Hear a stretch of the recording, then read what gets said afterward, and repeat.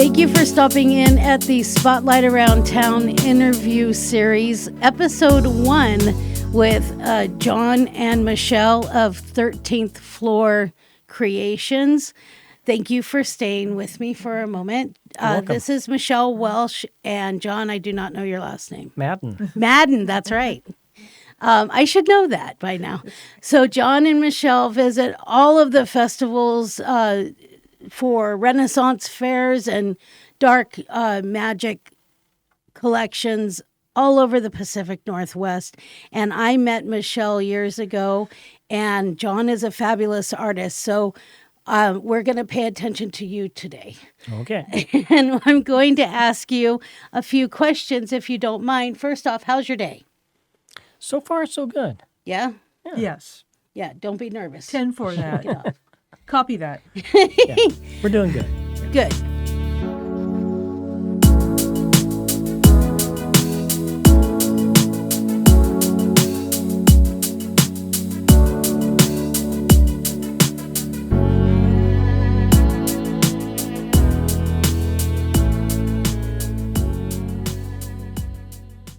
Can you tell us about 13th Floor Creations and what inspired you to have this business as part of your life and what you do? Well, 13th Floor Creations kind of started out as an online bookstore with Amazon, and then it has morphed into this Other things. into other things. Other activities. I We I ended tried up doing- having we authored 2 children's books. But today we're just going to focus on John's on his jewelry. But yeah, as creatives are, you expand and you explore, and I think this is a very good representation of John's exploration. But actually the backstory for the jewelry goes back a ways, and I guess maybe you'll summarize that one. Yeah, about 20 some odd years ago, a friend of mine, the late Blaine Hess, started showing me how to do wax carving for making jewelry. And we had grand plans to get a big jewelry business going, and then life intervened, and that never took. That Never went to fruition. It never took place back then. Blaine passed away a couple years ago, and his family were kind enough to gift me his jewelry molds. Wow. And That says a lot about trust. yeah, They yeah, it trust does. John. Kudos to Blaine's sister. So I have been getting, since the pandemic started, I've been going back into the jewelry design and getting Blaine's material up and running and getting my own designs up and running. And for the past couple of years, it's started to pick up. The sales on Etsy are picking up. I get nothing but rave reviews at the dark markets and craft fairs. I think, aren't you like one of, if not the top sellers, but one of the, you're getting some nice stars on Etsy, if I remember correctly. Yeah, Yeah, you are rising Yeah, up. I've been yeah. on your Etsy a few Yeah. times. 5-star Yeah. producer. yeah. At this It's time, I believe. 5-star reviews. Yeah, 5-star reviews. Things are slowly picking up. The word of mouth is spreading, and That that's is good. fabulous. That's right good. on. So as I edit this, can you pick up a piece on there and show it to camera 3? Okay. And I'll do a zoom in on it. This is The pièce de résistance. this is one of Blaine's So up. Blaine's things. This is called. He didn't have a name for it. He passed away before I could name this guy. I called him the Demogorgon. That is awesome. And you have to remember, this was all carved in wax. Yeah. Yeah. That's the And- mold, right? Well, yeah, this came out of the rubber mold. You have to make your wax carving, then you have to cast it, then you take the casting and make a rubber mold, and then do copies of that. Oh, wow. So this is cast in bronze. It is heavy. it is you a don't heavy have guy. to keep holding it. It's just. But well, what I'm saying it's a little heavy to wear. There's a lot of metal in it. Putting this in silver is going to be a little bit spendy. So, right now he's in bronze. If anyone wants to spend the money to put him in silver, I'll gladly do it. So what would that look like? How much is that? How much is this a one, project like that in silver? This one, well, in bronze, just to give you an idea, this is what, $350? Wow. So what do you silver would sell be- it for? Silver would be about twice that. Wow. And so you'd potentially sell it for $1,200 a piece like that. Well, in silver, yeah, we're talking at least $800, $750, $800. That's crazy. Oh, It's well, incredible. silver prices have gone up considerably since I started this stuff. I mean, when I got back into it, it was like $18 an ounce, Yes. and now it's up to around $30 an ounce. Wow, that's incredible. I think people are kind of panicking at the economy and they're hoarding metal right now, and so Right. the prices are just going up. And What if people were to donate Crazy. silver to you? if they would be, Isn't that I've an never, idea? that's an idea that if they would want to donate silver to me, we could figure out some kind of. Now, would it be arrangement. stainless Arrangement. steel silver, No. or they couldn't have anything? Sterling. It'd have to be sterling It'd silver. have to be sterling silver. Wow. Yeah, we're not talking stainless. Stainless steel cannot get the kind of detail that you see in this stuff. Look at that. This is that's incredible. this is one I did last year.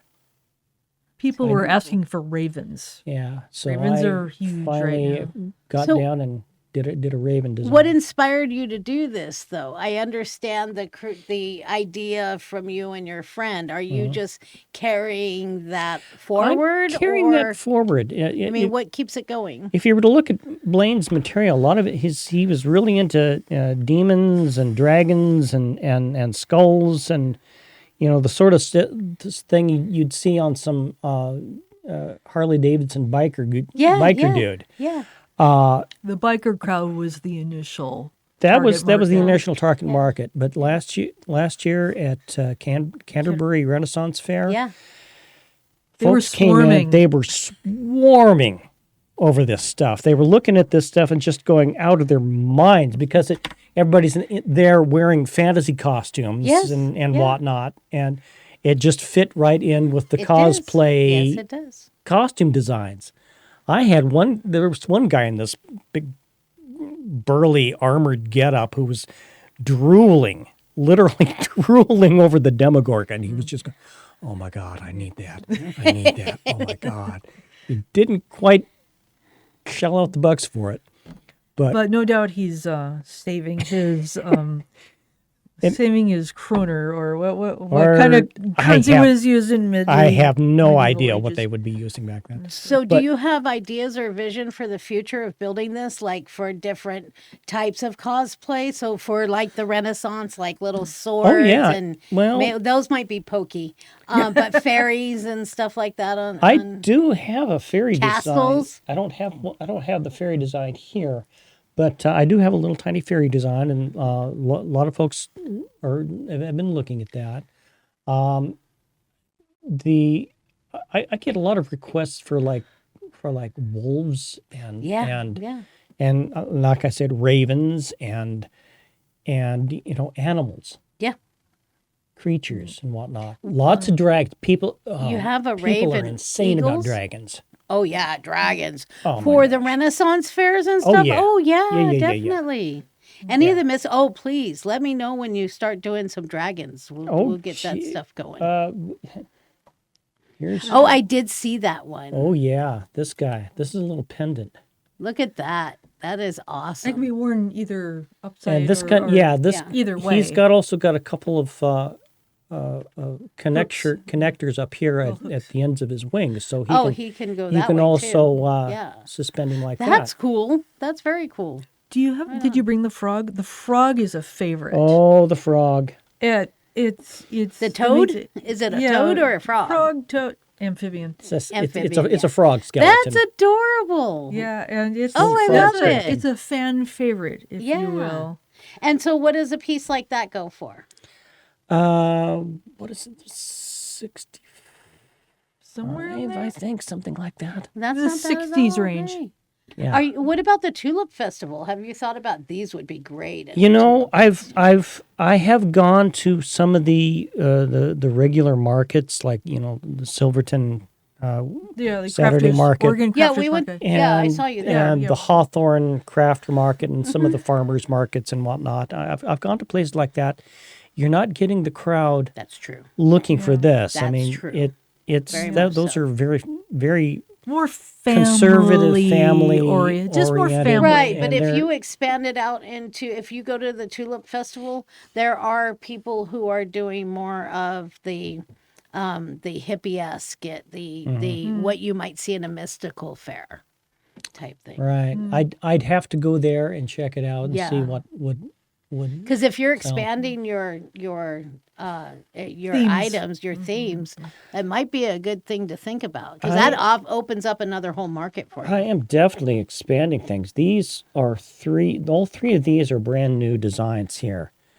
Now, The background month on and a that one half, is about a month and a interesting. half, 2 months ago, several months back, there was an article in the news. Somebody dug up a like 2,000 or 3,000 year old picked ring in England. Wow. And the basic design of the picked ring was kind of like that diamond shape there. And it had a red, looked like a ruby or something in it. Yeah. And sort of gem. I took that and I added some Celtic design in here and some Would you knot put a work. gem in there? That looks Yes. like it could really use one. Yeah, I and a designed that ruby would be perfect. Ruby, I've got some semi-precious stone flakes and whatnot that I'll pop in there. Mother of pearl. Yeah. Mother of pearl would go in there really good. Yeah. So that's a new design. Nice. That's not yet up on Etsy though, because I've got to get more stuff ready for it. I should have worn my ear clip. I bought one of your guys' ear clips. I Next totally time. forgot to wear it. This is a new one. This is a Celtic design, That's gorgeous. completely Celtic with That knot one looks work substantial. And, yeah, this is in bronze, Wow. That is gorgeous. and It's got all sorts of the grooves and everything that you might expect in a Celtic design. this one here is a Wicca ring for the Wiccan community, and it's all I've got You've a little Celtic design on the side as well as an Eye of Ra carved into the ring shank. So That's incredible. That one's a Wicca design. So I am It's kind of crazy. expanding out from just the demons and dragons stuff. So what do you call the design on the top of this again? That one, well, you got the It's the pentagram, Pentagram. and then there's the pentagram is in a full moon, and then you got 2 crescent moons on either side. So it's the phases of the moon, Okay.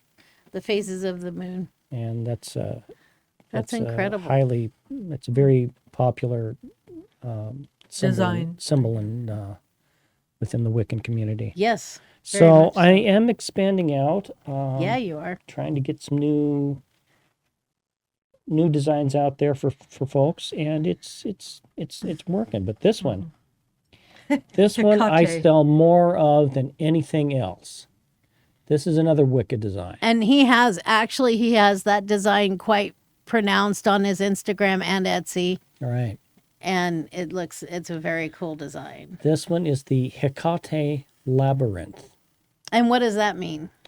Well, Hecate is the goddess of crossroads, goddess of witches, and this is one of the symbols that is associated Associated with with Hecate. Yeah. with Hecate, and I kind of I designed it with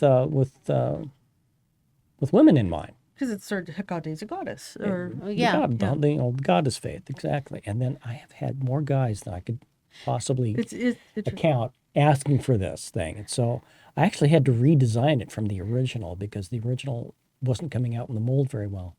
But So what did you do to redesign it?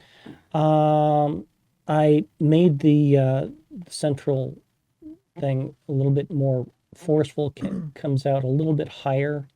And then the side design. the side designs, I actually made them go all the way through the ring instead of just slight grooves in the ring. Yes, you can see through the ring as well. And is there a specific formula you use for putting the metals together and casting them? Well, the casting process it's just pure alchemy. That's Okay. one word he likes to use. Yeah. Because once you get into it, it's just magic watching it go down. Yeah. You start out with little tiny pebbles of the metal that you want to cast, whether it's silver or bronze in this case, and you melt them, and then once it goes through the process in the spin caster, it comes. Here it is. It's this liquid that when you've got it at the right melting level, at the right casting level, it looks like quicksilver. Oh, wow. And then you cast it, and it comes out looking like this. It's just magic. It's awesome. Yeah. It's magic to me. What are the festivals that you most frequently frequent? Well, last year I went to the Longview Dark Market, which was held in the spring. They also had a holiday one. And this year, again, I'm going back to the Longview Dark Market in next month. That's the first one of this year. I have filled out applications to be at the Oregon Renaissance Fair in Canby in June. Mm-hmm. And then we've got the Portland Celtic Fair coming up in August. And the Shrewsbury Renaissance Fair in September. Right. That one's in Corvallis. That one's in they're all over Corvallis Oregon. And Washington. Ferry Fair.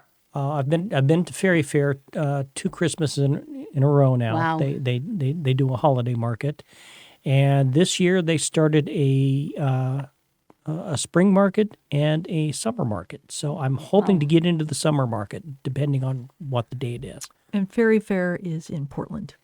Nice. Yes, it's good to offer locations. So I am here with Michelle and John from 13th Floor Creations. Thank you for being part of the Spotlight Around Town community. And I want to thank you two for sitting with me and explaining the jewelry and how 13th Floor came about. And these are actually QR codes, if you can scan that real quick or take a print screen. These are QR codes that the destination is to their Etsy account, where you can find these and much more amazing materials. And I have one other question for John, actually a couple, but this one. Where do you see 13th Floor Creations in the community? Like, do you support community events? Are you expanding? What does this look like? Right now, I am not big enough to get into supporting community events. I wish I was. Right now, I'm just looking at getting the business up to a level where we can start thinking about stuff like that. Yes. Although I yeah. am flashing on one thing, the late partner, he passed away due to complications due to diabetes, and I think that the sister, his sister Andrea, also requested that. So Oh, a okay, yes, of donation course. of One of our cause. one of the agreements I made with his sister Andrea was to make an annual donation to a diabetes foundation Okay. here in the Pacific Northwest. Very good. Haven't yet Yeah. settled on one yet, but we're getting there. Right on. And so what is the criteria that you hope to accept as part of your willingness to contribute? Well, In case we have organizations in the area that help with diabetes research. to be honest, I really haven't gotten that far. Neither one of us have explored that as of yet. All I've been focusing on was just trying to get the thing started. I had just, over the past winter, I took some casting courses. Until this time, I've been going freestyle. I've been going freestyle. And YouTube. I've been paying someone else to do the actual casting for me. Yeah. And I found to say, well, I've got to start doing the actual casting myself. And so I took some courses at the 9020 Studios in Portland. Oh, 9020 Studios. Oh my God. Calling out. Great people. Some great people. If you want to learn anything and everything about jewelry making, they are the people to go to. We will tag them in the video. Yes. Tasia and Christine over at 9020 Studios. Check them out. So they were really instrumental in showing me the process. And so I am waiting for one last little tiny piece of equipment, and then my studio will be up and running, and I will be going full bore. I'm so happy for you. Yeah. So am I. It's been a long road. I've known you guys quite some time. Yeah. And they do actually have a couple of books on their website. Yeah. Didn't bring those today, but 2 children's books, Letters of the West, which is an ABC book featuring animals, plants and animals on the west coast of the U.S., or actually North America.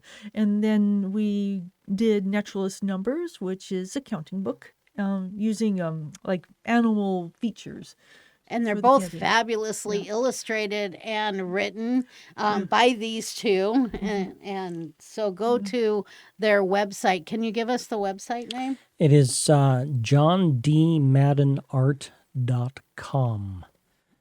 I know that's it's a lot. Repeat that, please. John, John, D, Madden, MADDIN, art, ART.com. And you can go there and check out everything. You can check out the jewelry, check out the books, There's check links out to the scratchboard Etsy. art. Yeah. Michelle has written some awesome blogs on the website as well. I also want to mention that 13th Floor Creations is also on Instagram, and that is... I was going to ask you, can you please list off your social media channels? Yeah. So Where people can find you. On Instagram, it's 13th FLR Creations. And For more information. And then on Etsy, it is 13th Floor Art by John. On Facebook, we actually have 2. The jewelry is Xenomorphous, and the books are Letters of the West. Xenomorphous is a name that you might have to Google to how to spell. I believe. Well, I'll put the spelling in the video. It's an alien reference. For those in the horror and science fiction movie community, they will recognize the term xenomorph. Oh, okay.